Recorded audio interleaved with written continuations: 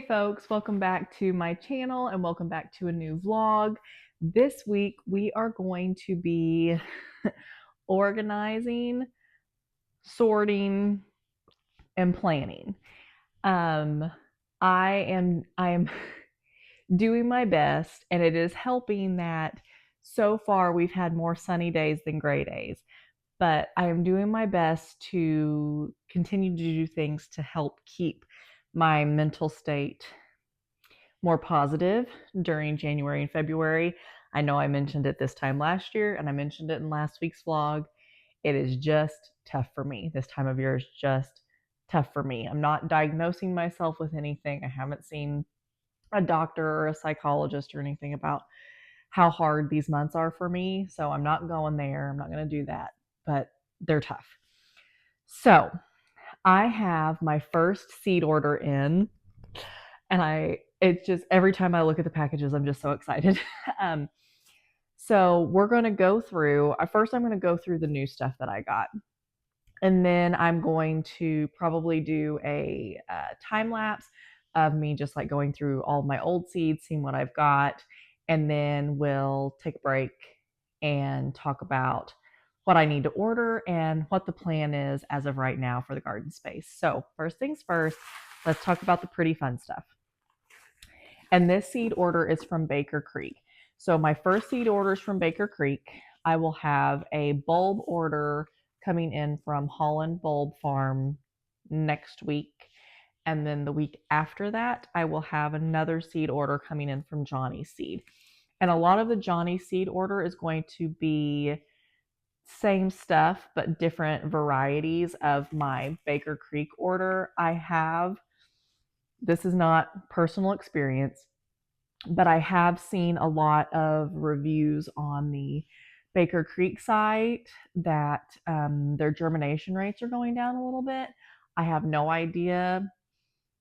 I haven't experienced that, but I also haven't bought annual seeds the last 2 years because I've been a little preoccupied.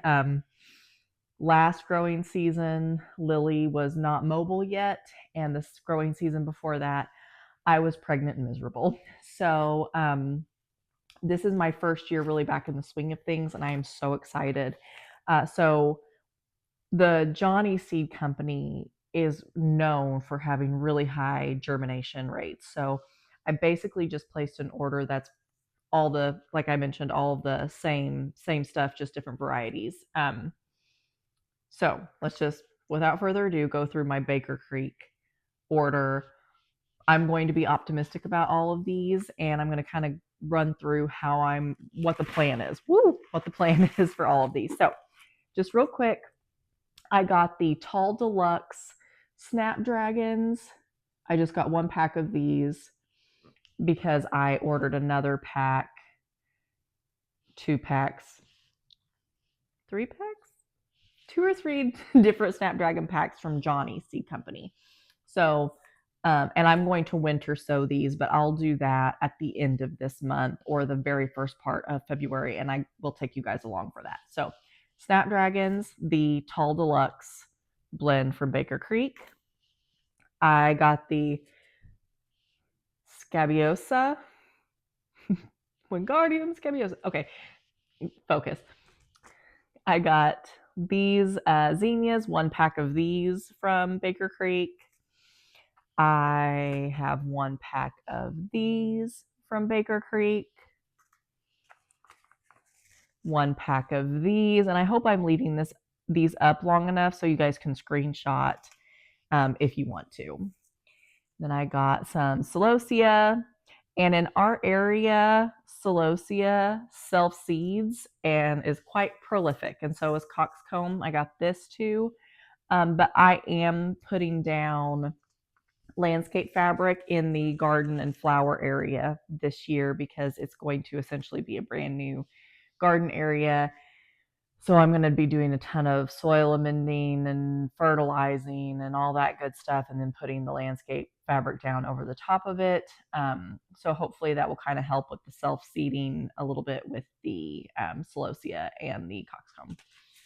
And then I got these sunflowers. This is just the first of the sunflowers I got. I will get many more And oh, and I should mention too, before I get into this, the corn and the sunflowers will be in a separate area to our main garden area. It'll basically be its own mini field.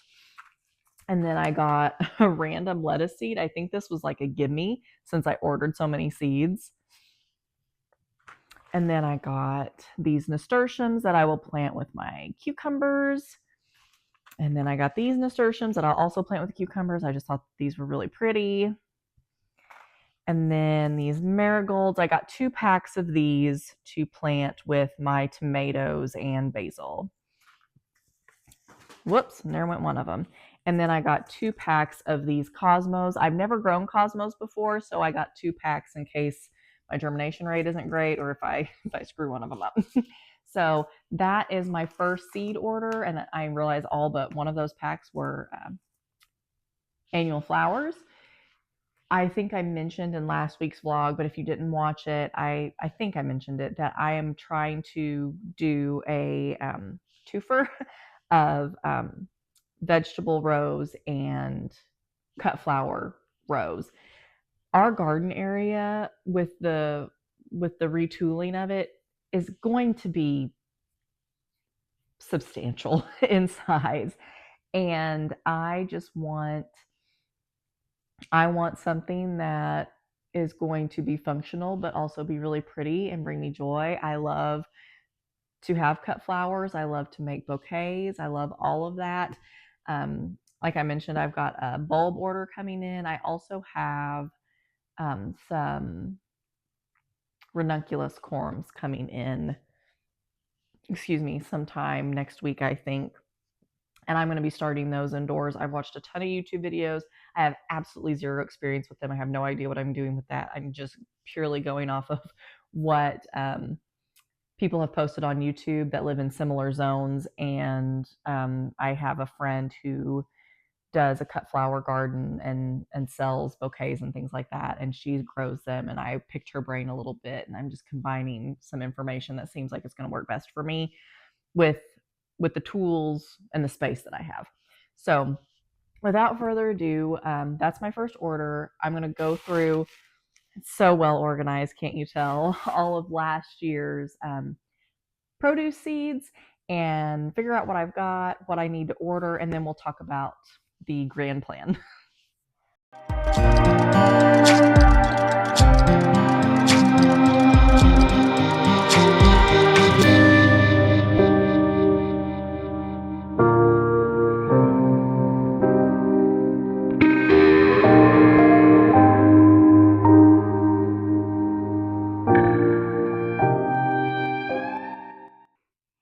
Okay, so I have gone through my seeds, my existing seeds, what I have. I've made my list of what I need based off of the plan, and it doesn't look like I need to order any spring seeds at all. Whoops, I forgot to put this down real quick. So, the plan. So, our garden area, sorry about that noise of the paper, but our garden area will essentially be a huge rectangle, and we're doing everything right in the ground except I have a blueberry bush in a in a mineral tub right now, and I would like to get some nice huge concrete or terracotta pots to put that in and make it look nicer. I'd also like to get a few more because I'd like to get another blueberry bush and I'd like to get a couple strawberry plants. Our strawberries, I don't know what happened. They just kind of petered out the year before last, and I never got any to replace what we had. But I would like to do that because we do go through the strawberries now. That is Lily's favorite thing. Is well, one of her favorite things is strawberries. So I would like to get that done. So I'm going to put this up to where you can see it on the camera. It is probably not going to make a ton of sense, but I am going to go ahead and put it up just so you can see like where my mind is. Essentially, I'm going to use half of the garden. The north side of the garden will be for all my spring crops. So I'm going to do beets, which I think I counted 4 different varieties of beets. or three different varieties of beets, two different varieties of radish, two different varieties of carrot.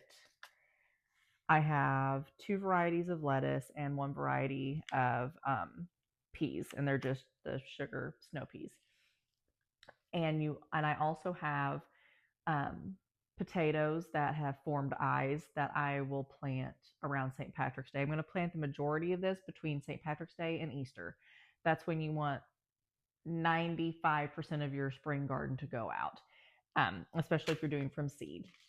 You want all of that to go out between St. Patrick's Day and Easter. Potatoes, St. Patrick's Day, everything else a little bit closer to Easter, 1st of April-ish. So that's the plan for that.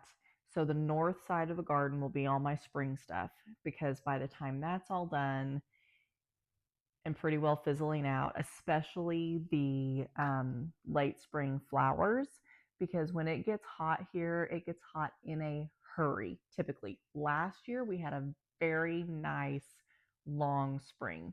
That's usually not the case.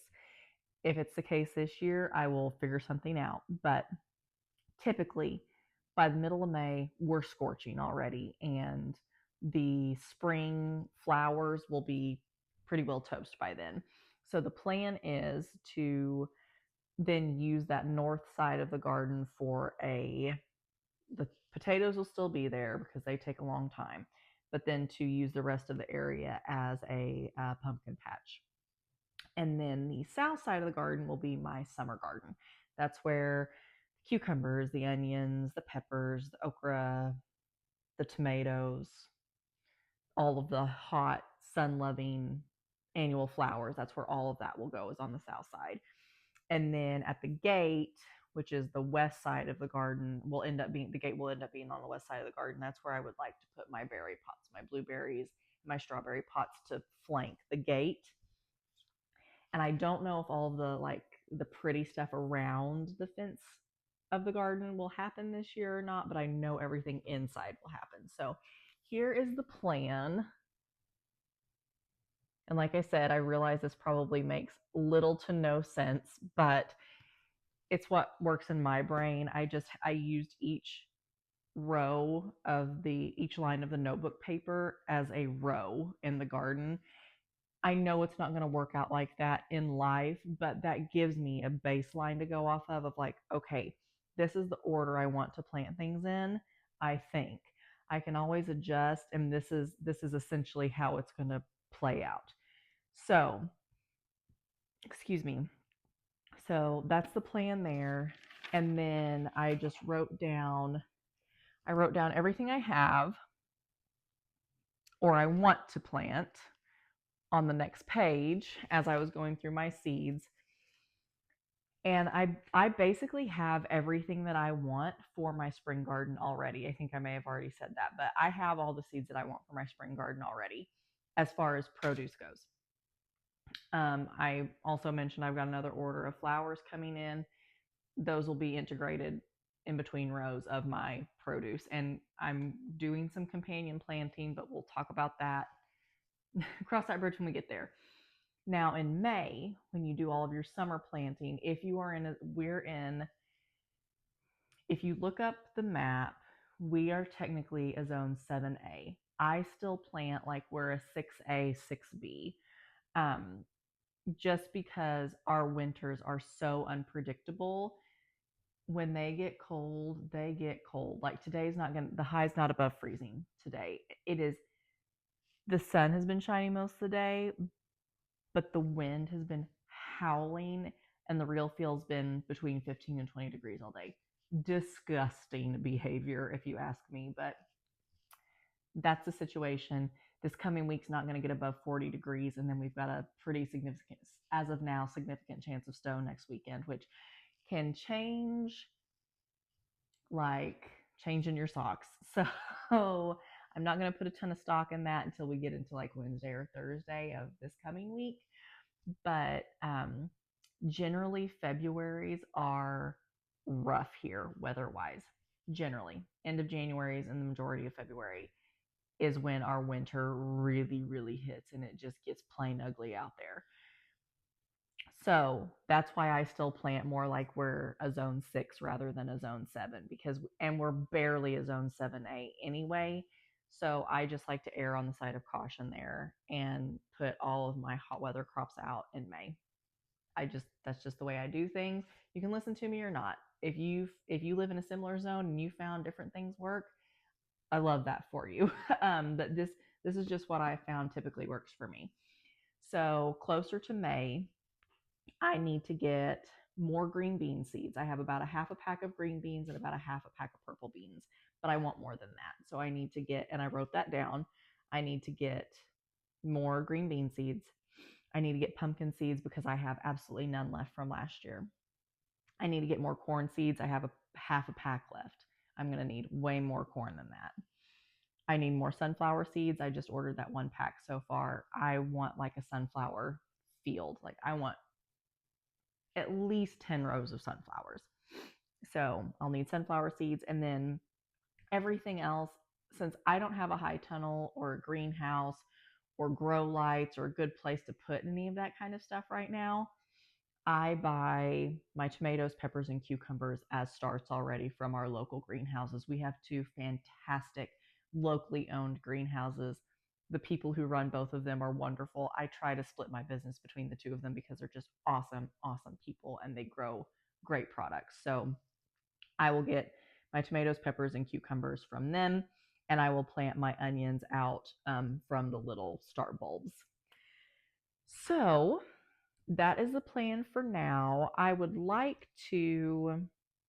I've seen a couple. Wow, I'll spit it out in a minute. I have seen a couple different ways that people organize their seeds. That's a lot better than a Walmart sack and some Ziploc bags. I think the favorite that I saw was someone used a 3-ring binder and 4x6 photo sheets, and they just slipped in their seed packets so they could see easily what they have. And that's a pretty cheap and easy to store solution for that. So I think that's the route I'm going to go to organize what I've got, and then it'd just be easy to see what I have instead of having to pilfer through these bags and spill seeds and then not know what bag the seeds spilled out of and have to compare seeds and all that good stuff. So that's the plan as of now. I know this wasn't really earth shattering stuff, but if you're just starting out, especially, I hope you found this helpful. If your brain works like I do, first of all, I'm sorry, but if your brain works like I do, I hope that this helped you kind of at least figure out a jumping off point to planning your garden for this year. And if you're like me, it's not a bad idea to do to give you something to look forward to as well. So with that, I think I'm going to wrap it up here. And I got my sourdough starter coming back to life right now. We're going to bake something cool because we've got Monday off for Martin Luther King Jr. Day. So I've got a little bit extra time, a little bit of extra time this weekend. um, we'll bake something cool. Might be in next week's vlog. Don't know. We'll just see. And yeah, I think I'll sign off here. I hope you guys had a great week last week, a great weekend, and I hope you guys have a great week ahead of you. I will see you folks in the next one. Bye.